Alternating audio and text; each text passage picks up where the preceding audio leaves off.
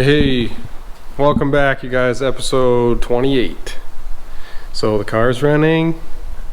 I'm smiling, so you know it's still running.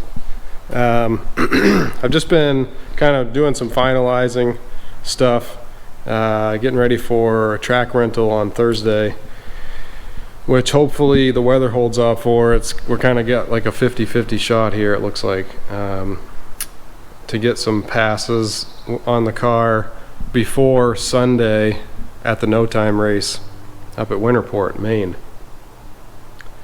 And the weather also looks iffy for then too, so I don't know, it might be a little bit before we get some track video, unless the weather holds off. But anyway, I got my hood all sprayed out this morning. My Zeus fasteners are all riveted in there, so we're not looking at that prosthetic leg color anymore, thank God. And if we come over here to the car, I got the hood, the trunk is hinged now and pinned in the back. Got the pins here, the hinges on the outside here. They're like a stock car style hinge. I welded on there. It's kind of neat. I can rest the trunk right on the back part of the roof there. But God forbid if the wind, man, came from the wrong direction and you were leaning into that thing, that'd be like a friggin' guillotine. So I gotta be careful with that. The battery's mounted in here. I went with a little 51R battery. It's for like a Civic or something, I don't know. It's got 500 cranking amps, and I went with the better model that O'Reilly's had, the Extreme Start, I think it's called. Anyway, it cranks the engine over even better than that huge deep cycle that I had on there. So car fires fine with that on. It seems mint. I don't know what my reserve capacity will be when I'm starting to try to cool down in the pits with the fans and the water pump without the alternator turning, but we'll figure that out in due time. Most of my wiring is done. I still have to loom a couple things. I'm waiting on a transmission line pressure sensor before I loom it all up final, and I still have to fill that CO2 bottle. I did seal off the rear seat area. That's all done. My valve covers will be here today, allegedly. I'm not going to hold my breath. So then once those are here, I can do my catch can lines. That'll be done. So yeah, just been picking away at it. I did the first oil change now. The transmission is full right now, as far as I know. I still have to I'm gonna put the car in gear and stuff and make sure that's all working. I did get a drive shaft sensor from Low Dollar Motorsports, and that's working good. So yeah, where I'm at with it right now is I just put C16 and I just drained the 87 octane that was in there out, that we used in the startup video, and I got the race gas in it now. So my plan right now is to back it out of here under its own power, get it in the yard on the driveway, and see how the transbrake and the bump button work, and kind of dial that in. I can't overdo it. I don't want to get the trans fluid wicked hot, but yeah, that's what we're gonna do. So Burgundy's gonna move under its own power right now. All right, guys. I'm in the beast. I'm in the belly of the beast. Gonna turn this thing on, back it out.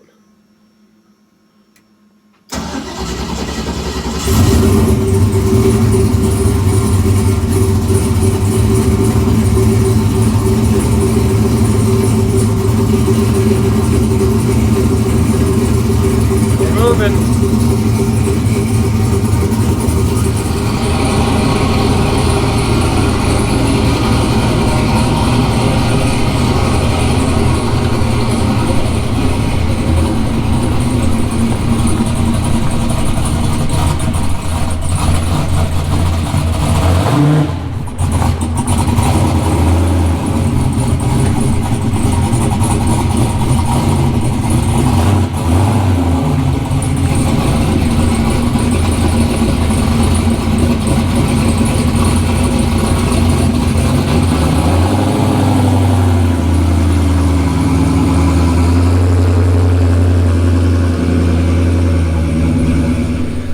Okay, I'm out in the yard now. It's sprinkling a little bit, which is crappy. But I just put in a rev limit when I'm on the transbrake at 4,000 RPM, and also I did a boost builder advanced table that I've used in a couple cars with some success. So, and I think I have the bump pretty tame, hopefully. But I'm gonna try it right now. I'm gonna set this GoPro on the ground and show you guys what happens.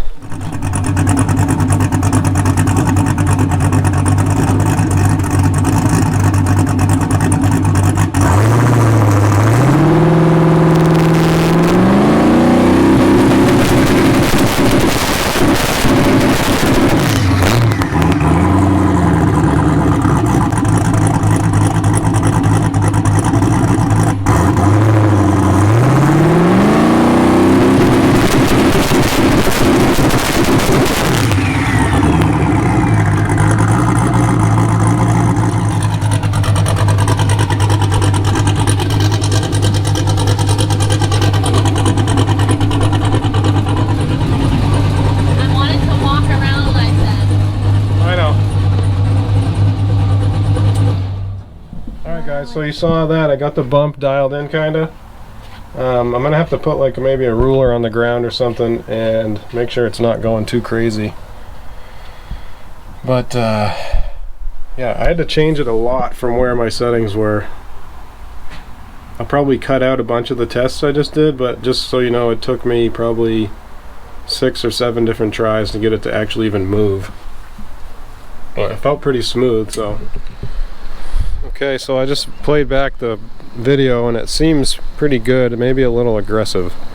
I don't know how it's going to act on a sticky surface, so I'll play with that at the track a little more now that I know that it at least moves. And I don't want to get the trans too hot right here.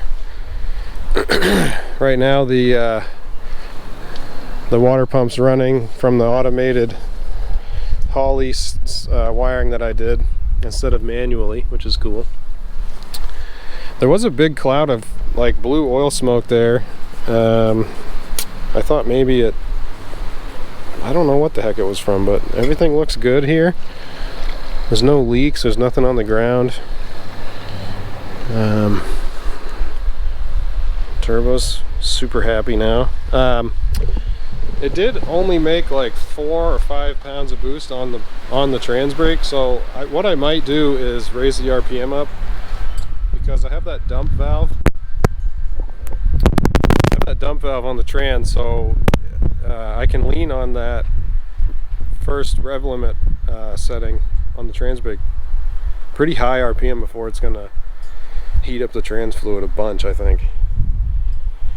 So actually I might do that now. I might raise it up, try to chase a boost number now instead of the bump distance, and I'm gonna let it cool for a minute here and then we'll try it again.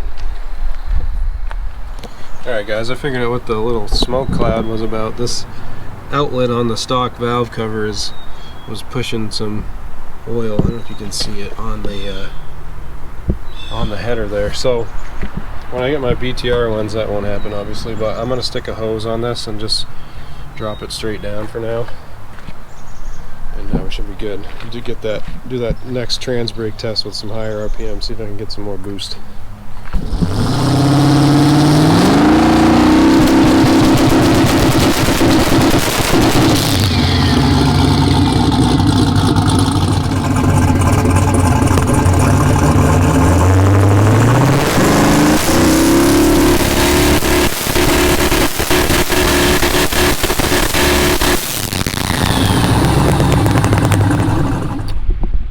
Okay, so I've tried a few different things and I can't get it to make more than like 5 pounds of boost on the brake. And I have a suspicion that the wastegate is maybe popping open. So I'm thinking maybe to test that, I could unplug the lower hose as reference and just temporarily put it to the top. 5 pounds of boost will go to the top now and help hold it shut. And if that works, then I know my spring is just too light. So I'm gonna let it cool down again, and we'll try again. I really need to get my valve covers on here because this is pushing like some drops of oil out when I get on the brake. You can see there. So that's kind of shit too, but whatever. Alright, I'm gonna let it cool down, then we'll try that with the wastegate plumb to the top.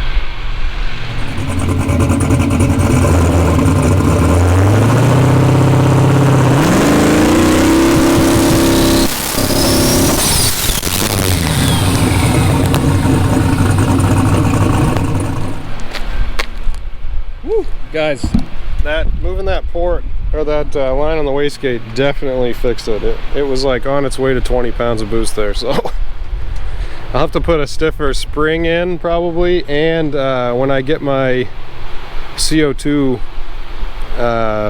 setup working, I'll see if I can't command it to be closed when the transbrake is on, because that made a huge difference. I didn't even let it plateau, I just let off because it was like fucking ready to make 50 pounds.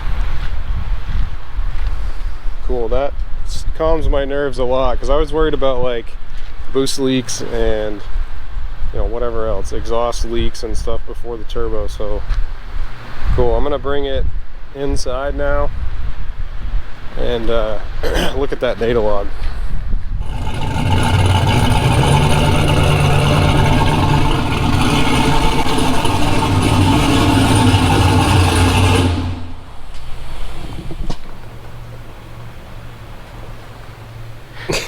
Good job, baby.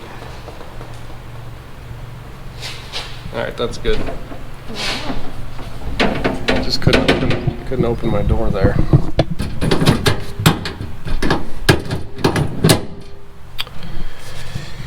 Alright. It first hit the spark limiter right there, and we had about 1 pound of boost or something. And then let me zero that right there.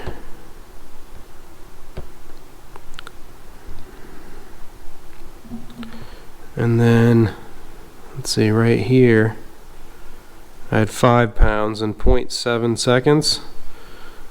And then where I let off, because I just saw it going, it was just ready to go to the moon, it had 16 pounds in 2 seconds from where it first hit the limiter.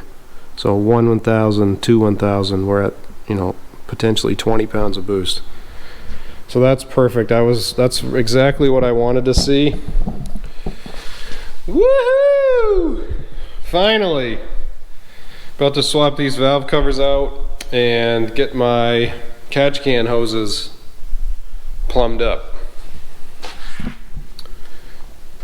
Oh yeah, baby!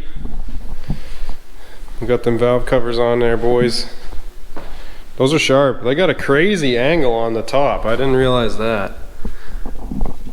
Look at that. Anyway, they're on there. I ran my hoses pretty cleanly. I mean, that's about all I can do, I think, as far as making it look nice. So I'm going to take this stock lighting harness and re-lume it with that vibrant split loom so it doesn't look like it's 100 years old. And then I can put the front end back on this thing. Bumpers on. I just put in the low dollar line pressure sensor, 0 to 300 pound, so I can look at line pressure and converter charge pressure, which I know is working already. So I got to configure that on the I/O module. And I also, when I was doing the two-step tests, I noticed I was leaking a little oil right around here from the dipstick hole. So I RTV'd that, and then I made a little bracket there that holds the dipstick in with the zip tie. just until I get my pan. I got to make a catch pan here or an engine diaper or something, but for now that should hold that in there. I can't pull it out now, so I think it was mainly because my crankcase vents were too small on those stock valve covers. So now that I have the BTR covers on there and the big dash 12 breather lines, I don't need to do that, but just a little extra insurance. Make sure that dipstick doesn't pop out and oil down my rear tires. It is Thursday today and we got rained out, so they canceled the track rental. Hopefully tomorrow, Friday, looks okay. I'm finishing up the car today and we're gonna hopefully get to test and tune tomorrow night at Oxford Dragway. So here we go. I'm gonna do a rear axle seal, and I gotta seal up the you can't see that, but there's the inner fender liner, or the inner wheel well liner, the outer wheel well liner and the quarter panel have a gap. I just need to close that up. So when I have the wheels off to do the axle seal, I'm gonna do that. And then mostly it's going to be just small little stuff, my seat hardware, and getting the tune a little bit closer for first initial test. So the reason this thing was leaking axle fluid so bad was there was no seals in it to begin with. And when you do C-clip eliminators, you have to shave down the housing end. And then I guess that eliminates the spot where the stock seal would go on a 12 bolt. I'm not 100% sure. These have also been welded pretty grossly. But anyway, there was no seal there, and a factory 12 bolt, like for an A-body car, would not fit in here. The factory seal.